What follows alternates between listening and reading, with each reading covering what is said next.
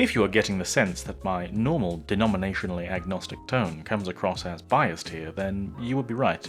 I flatly do not believe the rapture, at least its pre- and mid-tribulation interpretations, to be solid theology. Now, this does not mean I hold rapture-believing Christians to be anything less than my brothers and sisters in the faith, nor does it mean I don't think that there are perfectly intelligent and well-reasoned rapture believers, who could probably put forward a strong and compelling case for why they hold the belief. My lack of belief in this to be true is therefore not solely based on a logical and analytical rundown of Scripture, as I do think that certain passages can work in aid of rapture theology, though I think many more work against it.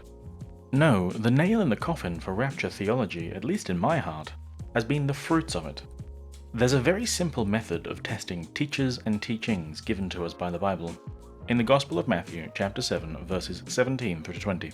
Good trees, by their very nature, produce good fruit. That is what defines a good tree in an orchard after all.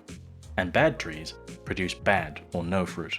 You can't apply this blindly or without wisdom, as a bad teacher may be able to cover the tracks of his resultant consequences long enough that you are convinced he is a good tree in the short term.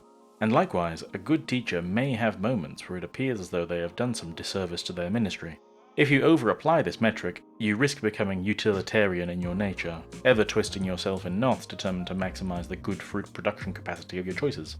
While not an absolute tool to wield then, it is still a very useful yardstick to weigh against teachers and teachings.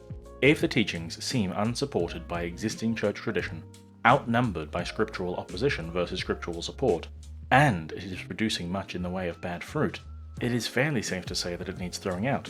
Pre- and mid-trib rapture eschatology is unsupported by the vast body of church history and tradition, and seems to be weighed down by a comprehensive overview of scripture, not lifted up. So what exactly might these bad fruits be that I'm referring to, that act as the final failed test in the case for the rapture?